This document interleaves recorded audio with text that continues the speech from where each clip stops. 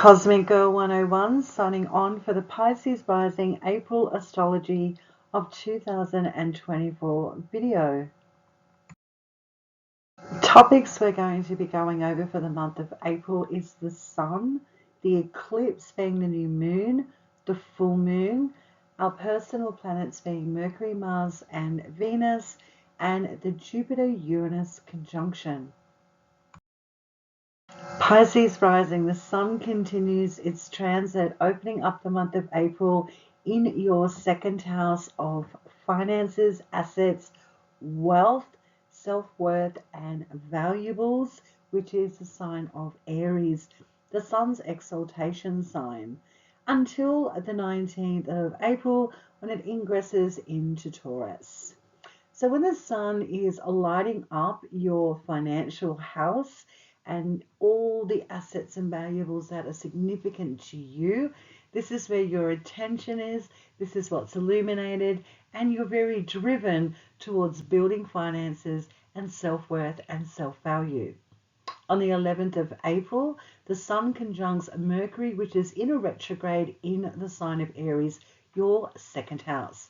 This could see a return of finances, conversation, or a contract that may need your attention. On the 19th of April, that Sun is going to ingress into Taurus until the 20th of May 2024, which is your third house. So for the next 4 weeks on the 19th of April moving forward, your third house is lit up like a Christmas tree.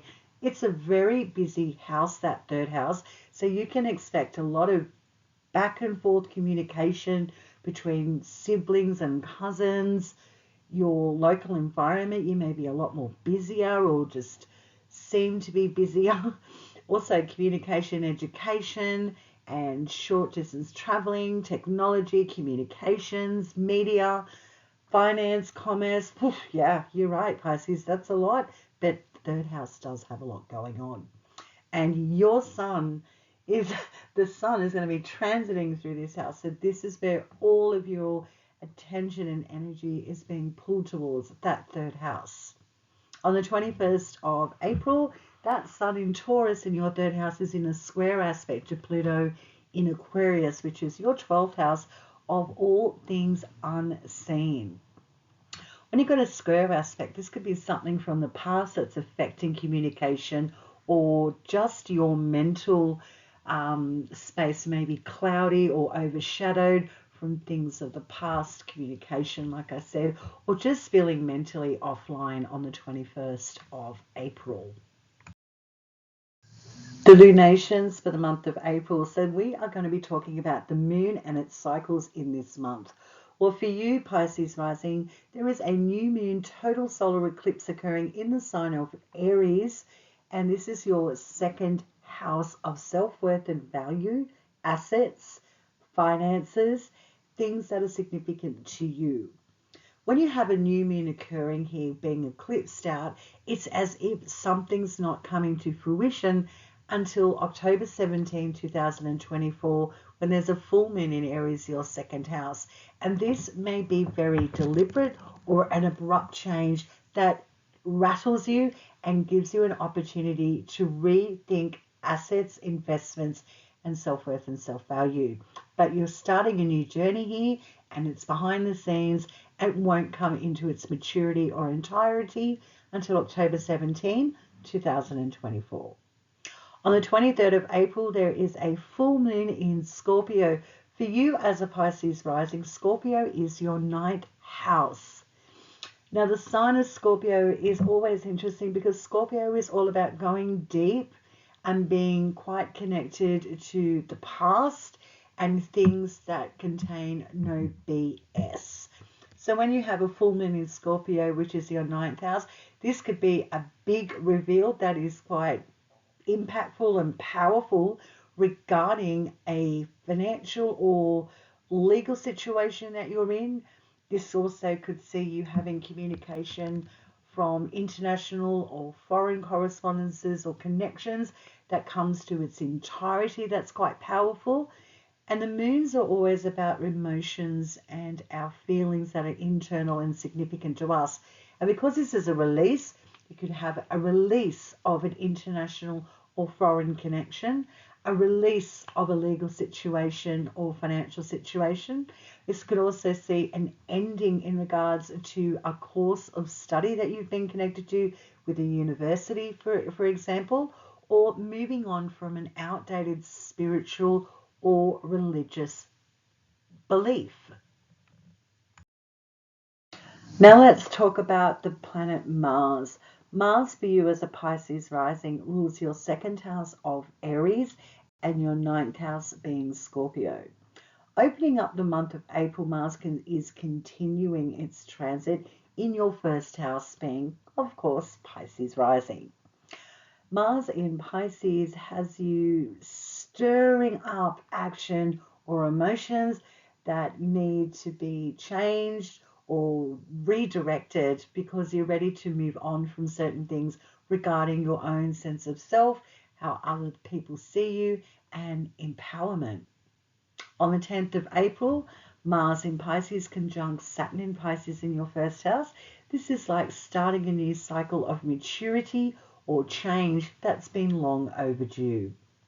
On the 19th of April, Mars in Pisces is sextiling Jupiter and Uranus in the sign of Taurus, which is your third house.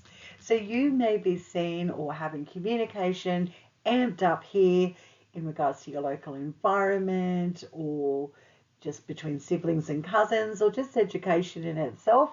This looks as if it's a favorable day for something being quite supportive for you that you do on a day-to-day basis. On the 29th of April, Mars in Pisces is conjuncting Neptune in Pisces. So this is the day of really looking towards your future with hope and optimism that is almost feeling like it's empowering you to do something different regarding your own physical body, your appearance. Also maybe changing something up quite abrupt here when you've got that Mars conjuncting Neptune that has people seeing you in a very different light. On the 30th of April, Mars ingresses into its home sign of Aries, and this is your second house, Pisces rising, until the 9th of June 2024. When Mars returns home to his home sign, there's energy here, and he's got all the resources available to do his thing, which is move and take action with bravery and just being unapologetically bold. So when he's ingressing and transiting in your second house until the 9th of June 2024, action is on.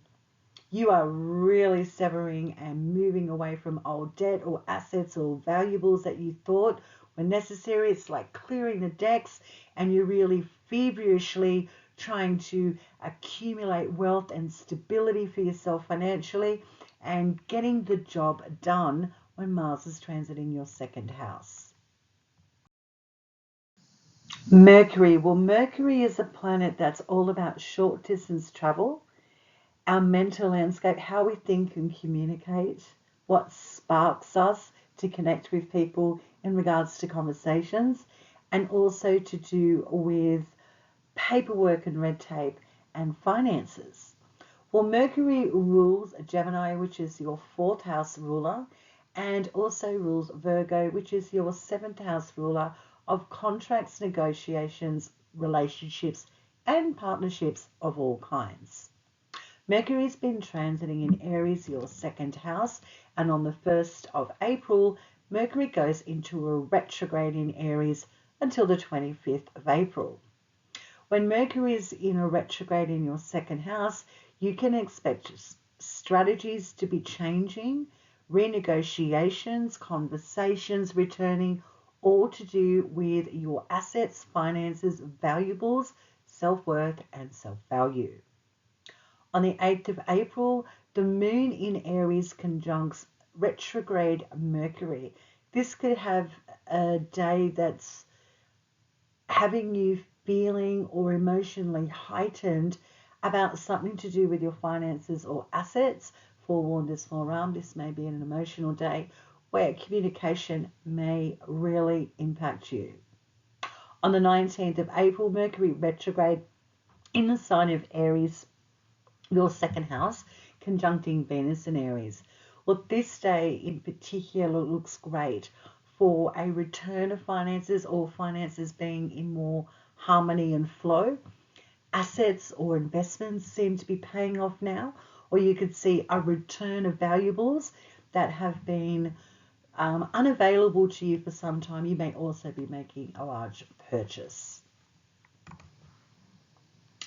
On the 25th of May, that Mercury goes direct in Aries until the 15th of May 2024, your second house. All the negotiations and changes, conversations, and what you've been thinking about and talking about now seems to be more in flow and more organic than it has been for the whole month of April. This is where you move forward confidently with signing on the dotted line in regards to contracts and agreements that are connected to your finances and valuables, and where you can move forward more certain than you have been for some time, because of Mercury ruling our fourth house and seventh house of home and family relationships and partnerships in a retrograde could have been disrupting these places for you, but now things are moving forward quite organically. Planet Venus. Well, Pisces rising, Venus rules your third house being Taurus and your eighth house being Libra. Opening up the month of April, Venus continues her transit through your first house, and Pisces is her exaltation sign. Venus likes being in Pisces. So when you have Venus transiting your first house, you could be having a lot of abundant, very fruitful, amazing events with people, relationships. You could be more in flow with your finances, or just feeling and appearing more beautiful, spending money on your physical self, investing in the self, when Venus is transiting your first house. On the 3rd of April, Venus conjuncts Neptune in Pisces. This is a delicious day for having a day spa. You doing you. Go get a tarot reading or an astrology reading. Go and spend some time on something that really uplifts you and gives you a sense of joy and pleasure that's really personal to you. It's a day for you to do you. On the 5th of April, Venus is going to leave Pisces, your first house, and ingress into the sign of Aries, your second house, until the 29th of April. With Venus in the second house, this is great for finances, assets, self-worth and self-value, to get a do-over and have more of your time and attention. This is where you could be really aware and hyper-vigilant about finances and how you are impacting your financial security. On the 6th of April, Venus is sextiling Pluto in Aquarius. So your 12th house and second house in a sextile aspect looks great for something being revealed from the past that gives your assets and valuables a boost or an influx of abundance and prosperity. On the 7th of April, the moon in Aries conjuncts Venus in Aries, your second house, and this is the day before that eclipse. Now, the moon conjunct Venus looks auspicious for a financial breakthrough or something that is emotionally triggering you in a very positive way, that gives you a sense of I feel good within myself, I feel secure, and I know my worth and I know my value. This is just a great day for certainty. On the 22nd of April, the moon in Libra, which is ruled by Venus, is opposing Venus in Aries, your second house. So the second and eighth houses is in an opposition here this day that could be emotionally triggering you. Financial connections, agreements or contracts, debts, taxes, inheritances may be on the table for you that you may not want to look at, or a partner's situation financially you may not want to know about, because it's impacting your sense of security and self-worth and value, and does impact your finances and assets. So this may be a very tricky day. On the 29th of April, Venus ingresses into her home sign of Taurus, which is your third house, until the 23rd of May 2024. When Venus is in her own home sign, cruising away, doing her thing in the third house, this looks great for short distance travel, just being a lot better than it has been for some time. So if you've been traveling around and been having problems, well, Venus sort of comes in and goes, no, you're really going to be able to go through all those green lights. There'll be no red lights, or there'll be no problems with your vehicle. Everything's kosher when Venus is transiting in Taurus, your third house. This is also where you can have siblings and cousins highlighted here. They might be more interacting with you, and there might also be communication and education highlighted here, or putting your money where your mouth is in regards to technology so you can improve your everyday environment. Pisces rising, there's a Jupiter-Uranus conjunction on the 20th of April 2024 that's going to start a new cycle for you in your third house.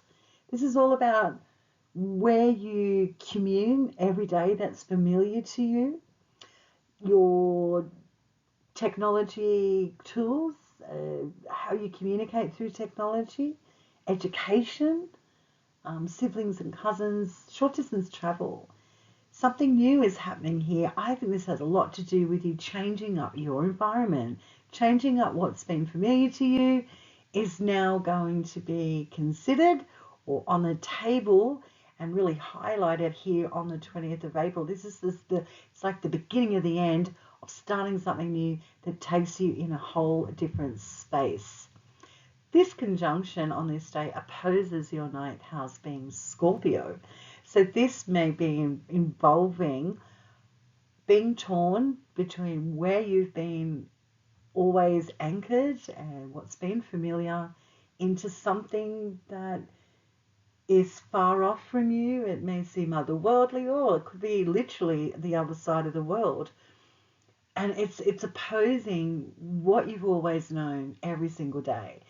So there's like a tension here between you've been here long enough, mentally, physically, something needs to change and you know it, but it's almost as if it's possibly tormenting because it's going to take you away from the familiar and a very long distance at that, because the ninth house is all to do with far off distant places that aren't familiar.